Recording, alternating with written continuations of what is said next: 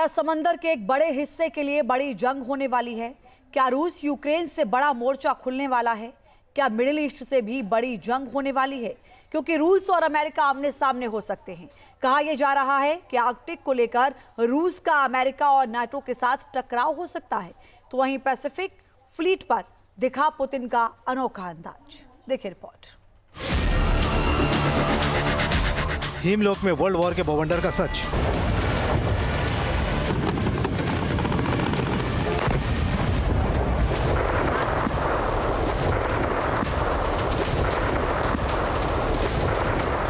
क्या आर्कटिक में महाजंग होगी?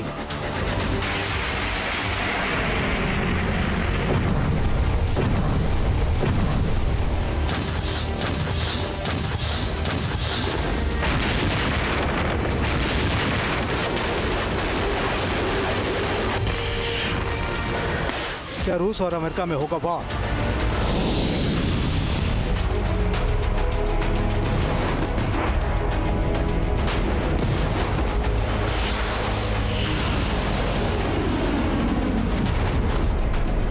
रूस और यूक्रेन के मोर्चे पर अभी जंग जारी है। दोनों ओर से मिसाइलें बरस रही हैं।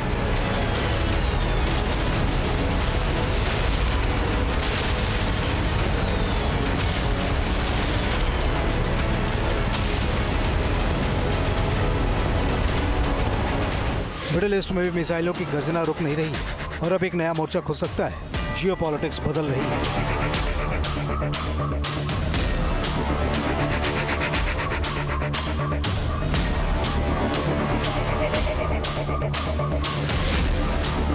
रूस से आई इन तस्वीरों में दुनिया में हलचल तेज है। रूसी राष्ट्रपति और सशस्त्र बलों के सर्वोच्च commander in chief Vladimir Putin ने गार्ड्स मिसाइल क्रूजर वरयाक पर सवार होकर देश के पैसिफिक फ्लीट यानी प्रशांत महासागर के बेड़े के सैन्य अभ्यासों के अंतिम चरण का निरीक्षण करने पहुंचे।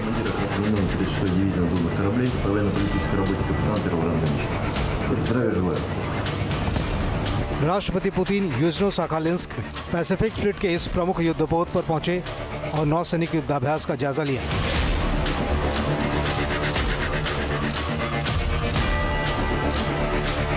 क्रूज पर सवार होने के बाद पैसिफिक फ्लीट के कमांडर एडमिरल विक्टर लीना ने राष्ट्रपति पुतिन को जारी अभ्यासों के बारे में एक एक डिटेल बताई।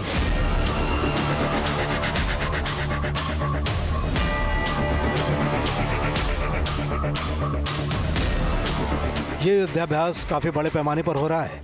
इस नौसैनिक अभ्यास में लगभग 60 युद्धपोत और सहायक जहाज शामिल हैं। 30 विमान भी हिस्सा ले रहे हैं। हेलीकॉप्टर और ड्रोन भी शामिल हैं।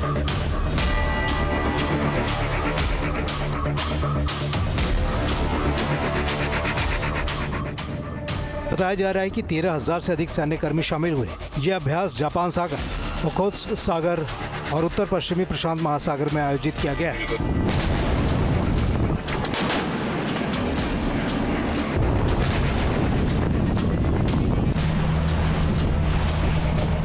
रूस के राष्ट्रपति व्लादिमीर पुतिन के इस दौरे और प्रशांत महासागर बेड़े के सैन्य अभ्यास से जापान काफी नाराज है।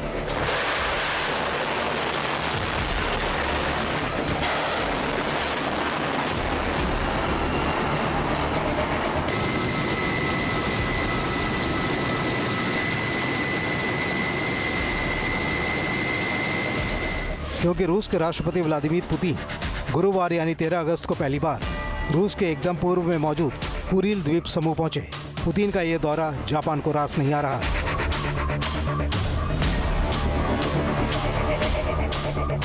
रशिया के राष्ट्रपति व्लादिमीर पुतिन की कुरिल आइलैंड्स की ये पहली विजिट है। कुरिल आइलैंड को रशिया ने द्वितीय विश्व युद्ध के बाद जापान से एनेक्स किया था और ये जो आइलैंड्स हैं ये अपार प्राकृतिक संसाधनों से संपन्न हैं। सोना, चांदी और अन्य जो बहुमूल्य प्राकृतिक संसाधन हैं वो इन कुरिल आइलैंड्स पर स्थित हैं। कोल्ड वॉर के समय में रशिया के द्वारा कुरिल आइलैंड्स को स्ट्रेटजिक पर्पजेस के लिए यूनाइटेड स्टेट्स ऑफ अमेरिका के विरुद्ध अपनी पोस्चरिंग को करने के लिए इस्तेमाल किया जाता रहा है। और राष्ट्रपति व्लादिमीर पुतिन जाहिर है कि कुरिल आइलैंड्स की विजिट को करके उन्होंने जापान को भी एक संदेश देने की कोशिश की है कि इस पूरे पैसिफिक ओशन में रशिया अपने प्रभाव को और अधिक से अधिक मजबूत करेगा। अब सवाल यह है कि कुरिल द्वीप पर पुतिन के पहुंचने से जापान क्यों नाराज हो गया है। आखिर कुरिल द्वीप से जापान का क्या रिश्ता है, क्योंकि पुतिन के इस दौरे से नाटो और जापान में हलचल है। कुरिल द्वीप को लेकर रूस और जापान के बीच विवाद काफी लंबे समय से चला आ रहा है। जापान इन्हें नॉर्दर्न टेरिटरीज यानी उत्तरी क्षेत्र कहता है। इन द्वीपों पर 1945 में सोवियत संघ ने कब्जा कर लिया था।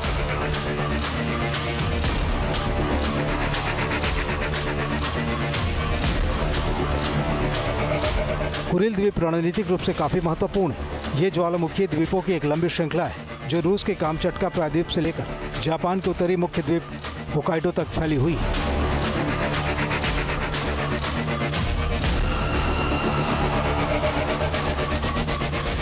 उन्नीस सौ 1945 में जब इन द्वीपों पर सोवियत संघ का कब्जा हुआ तब वहां रहने वाले करीब 17,000 जापानी लोगों को मॉस्को ने वहां से निकाल दिया। इसके बाद इन द्वीपों पर रणनीतिक अहमियत और बढ़ गई।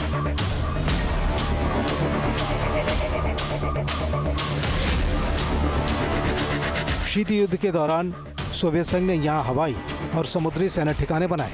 उस समय सोवियत संघ का मुकाबला अमेरिका और उसके सबसे करीबी प्रशांत सहयोगी जापान से था। और अब एक बार फिर जब कुरिल द्वीप पर रूस के राष्ट्रपति पुतिन पहुंचे तो जापान के जख्म हरे हो गए। कुरिल द्वीप समूह पश्चिमी प्रशांत महासागर और ओखोत्स्क सागर के बीच स्थित है। यही वो द्वीप है जो मुख्य प्रशांत महासागर और ओखोत्स्क सागर को अलग करता है। और यहीं पर स्थित है रूस का पैसिफिक फ्लीट, जो सुदूर पूर्व और पूर्व में रूस की न सिर्फ रक्षा करता है बल्कि सामरिक रूप से पैसिफिक फ्लीट की तैनाती के अपने मायने हैं। और इसी पैसिफिक फ्लीट का दौरा करने के लिए पुतिन पहुंचे थे, जिससे जापान चिढ़ा हुआ है। रूस अपनी पूर्वी समुद्री सीमाओं को सुरक्षित रखने के लिए यहाँ नियमित सैन्य अभ्यास और नौसेना की तैनाती बनाए रखता है। रूस के पास विशाल नौसेना है।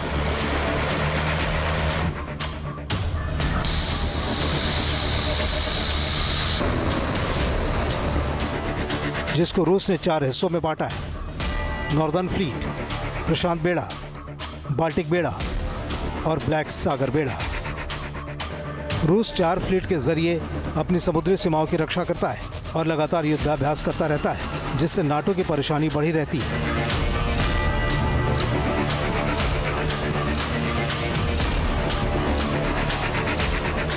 और पुतिन के अग्रेसिव अप्रोच की वजह से केवल पैसिफिक सागर में ही नहीं बल्कि बाल्टिक सागर में भी हलचल बनी रहती है।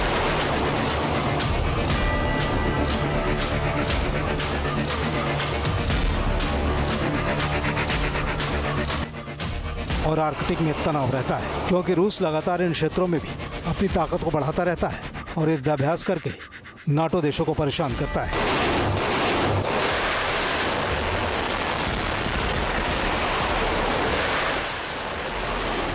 आर्कटिक में जंग होगी तेज। रूसी राष्ट्रपति व्लादिमीर पुतिन ने बुधवार को चेतावनी दी कि एशिया प्रशांत क्षेत्र में नाटो की उपस्थिति बढ़ने के साथ ही आर्कटिक में तनाव बढ़ रहा है।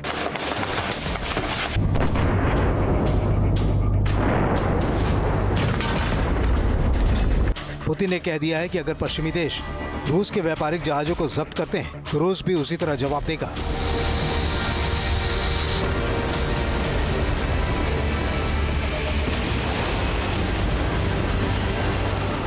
रूस ने पिछले वर्षों में आर्कटिक को अपनी राष्ट्रीय सुरक्षा और आर्थिक रणनीति का महत्वपूर्ण हिस्सा बना दिया है। उसने क्षेत्र में पुराने सोवियत दौर के सैन्य ठिकानों को फिर से सक्रिय किया है।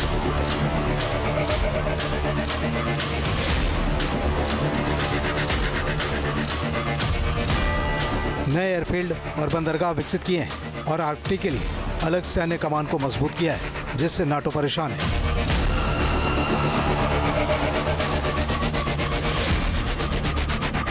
नाटो का कहना है कि रूस ने आर्कटिक में सैन्य गतिविधियां बढ़ाई हैं और नई और पुराने दौर की सैन्य सुविधाओं को विकसित किया है।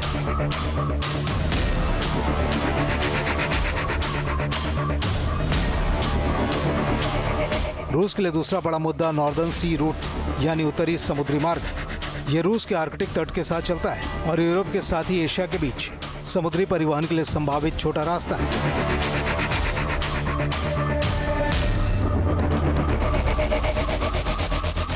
अमेरिका की सबसे बड़ी चिंता यह है कि आर्कटिक में रूस की सैन्य क्षमता बढ़ने से अमेरिका और उसके नाटो सहयोगियों के उत्तरी हिस्से पर दबाव बढ़ सकता है।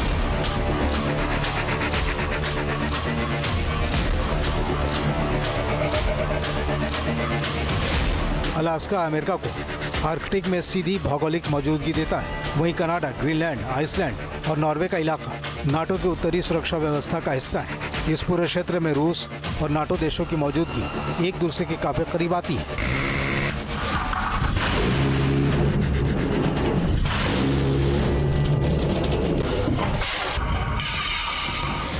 आर्कटिक वो हिस्सा है जिसको लेकर इन दिनों टेंशन हाई है। उस पर अमेरिका 10% दावा करता है, करीब 5,75,000 वर्ग किलोमीटर के हिस्से पर। तो वहीं रूस आर्कटिक के 50% हिस्से पर दावा करता है, जिसमें रूस की 17 मिलियन वर्ग किलोमीटर भूमि का लगभग 1/5 हिस्सा शामिल है। जबकि कनाडा लगभग 25% हिस्से पर अपना क्लेम करता है, जिसमें कनाडा की 9.98 मिलियन वर्ग किलोमीटर भूमि का 40% और इसके तट का 70% से ज़्यादा हिस्सा शामिल है। डेनमार्क भी आर्कटिक के बड़े हिस्सों को अपना मानता है और 20% पर दावा करता है, जिसमें ग्रीनलैंड के 2.17 मिलियन वर्ग किलोमीटर में से लगभग 2/3 हिस्सा शामिल है। वहीं नॉर्वे लगभग 5% पर दावा करता है, जिसमें नॉर्वे के 3,85,200 वर्ग किलोमीटर में से 1/3 हिस्सा शामिल है। आर्कटिक अब दुनिया का जमा हुआ इलाका नहीं रहा। जलवायु परिवर्तन ने यहाँ समुद्री गतिविधियों और आर्थिक संभावनाओं को बढ़ाया है।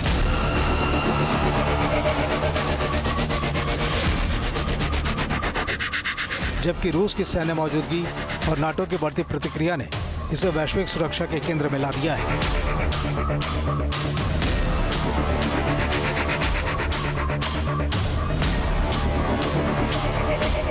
जलवायु परिवर्तन के कारण पिघलती बर्फ, तेल गैस के विशाल भंडार और नए नौवहन मार्गों के खुलने से इस ठंडे इलाके में दोनों महाशक्तियों के बीच वर्चस्व की जंग और भू राजनीतिक टकराव तेजी से बढ़ रहा है। आर्कटिक में टकराव के 3 मेन वजह है। प्राकृतिक संसाधन, नया समुद्री व्यापार मार्ग, सैन्य और रणनीतिक स्थिति की वजह से अहम है। क्योंकि आर्कटिक में ही ग्रीनलैंड है, यहाँ से अमेरिका रूस पर पैनी नजर रखने की कोशिश करता है।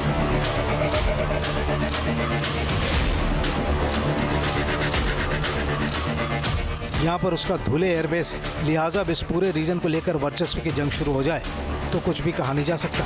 वैसे रूस लगातार नाटो देशों पर दबाव बढ़ा रहा है। रशिया का जो सोवियत यूनियन के समय का जो गौरव हुआ करता था, उसको वापस लाना चाहते हैं। वो इस बात को लगातार कहते रहे हैं कि उनका लक्ष्य सोवियत यूनियन के जो पुराने गौरव को हासिल करने का है और उस प्रक्रिया में वो लगातार बड़े से बड़े जो अंतर्राष्ट्रीय स्तर पर जो कदम है वो उठाने की कोशिश करते हैं।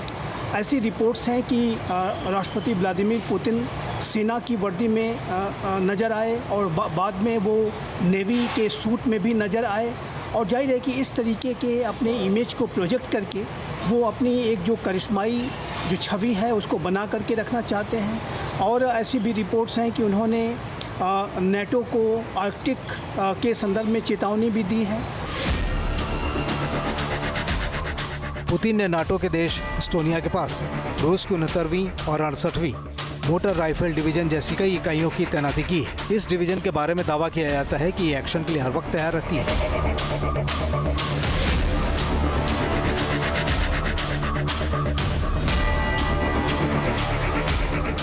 रूस ने बेलारूस में ओरेश्निक मिसाइल की तैनाती कर दी, जिससे पोलैंड, एस्टोनिया, लिथुआनिया, लातविया ऐसे तमाम देशों पर दबाव बढ़ गया है।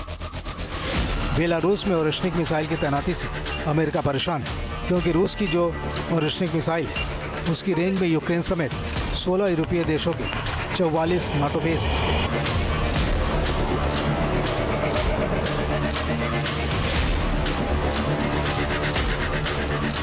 ये मिसाइल पारंपरिक और परमाणु हथियार ले जाने में सक्षम है, तो वहीं इसकी स्पीड 13,000 किलोमीटर प्रति घंटा है और इसकी रेंज 6,000 किलोमीटर है।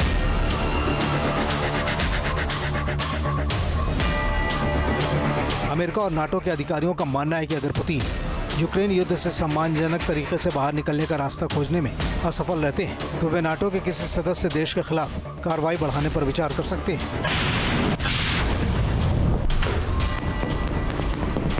सूत्रों के अनुसार पुतिन के अगले कदम पर फैसला लेने का समय अब से लेकर अगले कई वर्षों तक बढ़ सकता है।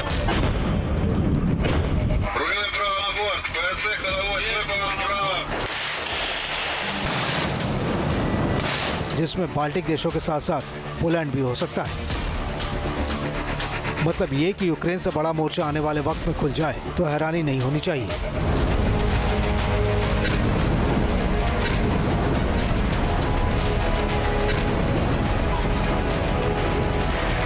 Team news nation.